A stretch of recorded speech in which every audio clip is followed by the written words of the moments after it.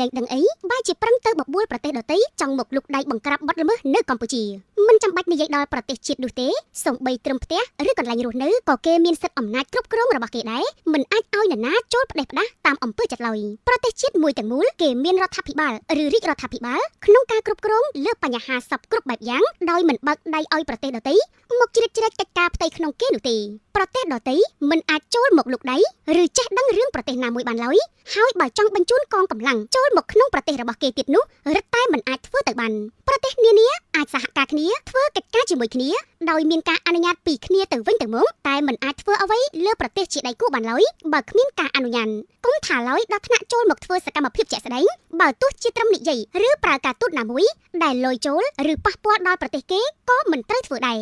និយាយពីប្រទេសថៃលោកអនុទានឆានវីរៈគុលនាយករដ្ឋមន្ត្រីថៃដូចជាធ្វើចេះដឹងខុសរឿងនិងហួសព្រំដែនមានព័ត៌មានកូរ៉េខាងត្បូងផ្សាយថានិស្សិតកូរ៉េខាងត្បូងវ័យ22ឆ្នាំម្នាក់បានមកលេងកម្ពុជាហើយត្រូវអ ுக ្រិតជនជនជាតិចិនមួយក្រុមចាប់បង្ខាំងដើម្បីចម្រិតទារប្រាក់ពីអ្នកផ្ទះរបស់និស្សិតរូបនោះចុងក្រោយនិស្សិតរូបនោះត្រូវក្រុមអ ுக ្រិតជនចិនសម្លាប់បន្ទាប់មកលោកលីជេយ៉ុងប្រធានាធិបតីកូរ៉េខាងត្បូងក៏ចេញមកប្រកាសផ្ទាល់សូមឲ្យមានកិច្ចប្រឹងប្រែងក្នុងការការពារប្រជាជនខ្លួនដែលកំពុងមានវត្តមាននៅកម្ពុជា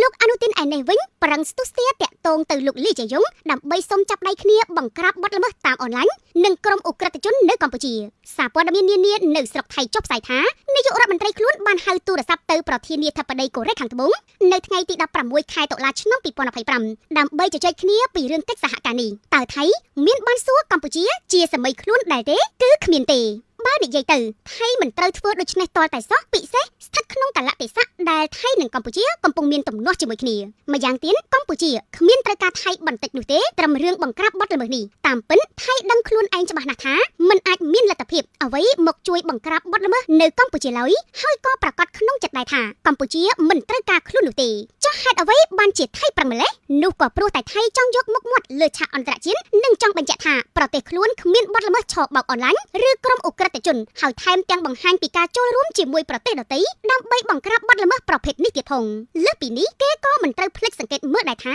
ថៃបង្កប់បំរុងទុច្ចរិតគឺចង់ជន់កម្ពុជាបន្ថែមមានន័យថាពេលផ្ទុះរឿងឃាតកម្មលើនិស្សិតកូរ៉េខាងត្បូងនៅកម្ពុជាថៃប្រឹងពង្រីករឿងនេះឲ្យធំដើម្បីឲ្យអន្តរជាតិមើលមកកម្ពុជាក្នុងផ្លូវអវិជ្ជមានតែថៃភ្លេចគិតថាបញ្ហាឆបោកនិងការគំរាមតាមអនឡាញនេះគឺជាបញ្ហាសកលដែលប្រទេសនានាកំពុងជួបប្រទះដោយបូករួមទាំងថៃខ្លួនឯងក៏មិនទាន់ជៀសផុតដែរក្រោយកើតហេតុនិស្សិតកូរ៉េខាងត្បូងត្រូវក្រុមអ ுக ្រិតជនចិនចាប់ចម្រិតនិងរហូតដល់សម្លាប់ក្រុមមន្ត្រីកូរ៉េខាងត្បូងដឹកនាំដោយលោកស្រីគីមជីណាអនុរដ្ឋមន្ត្រីទី2នៃក្រសួងការបរទេសបានមកដល់កម្ពុជាហើយបានចូលជួបសម្ដេចនាយករដ្ឋមន្ត្រីហ៊ុនម៉ាណែតនៅថ្ងៃទី16តុលាសម្ដេចបានផ្ញើសារតាមលោកស្រីជម្រាបទៅប្រធានាធិបតីកូរ៉េខាងត្បូងថាកម្ពុជាមិនត្រូវការប្រទេសជិតខាងណាមួយមកធ្វើកិច្ចការងារបង្ក្រាបបទល្មើសនេះជំនួសកម្ពុជាឡើយប្រទេសជិតខាងដែលមេដឹកនាំកម្ពុជាចង់សម្ដៅនេះគ្មានប្រទេសណាផ្សេងក្រៅពីថៃនោះទេព្រោះកំពុងមានរឿងវិវាទព្រំដែនជាមួយគ្នាគណៈយោធាថៃបន្តសកម្មភាពឈ្លានពានទឹកដីកម្ពុជាម្ដងហើយម្ដងទៀតទាំងបទឈប់បាញ់នៅជាធរមានមេដឹកនាំកម្ពុជាបន្តថា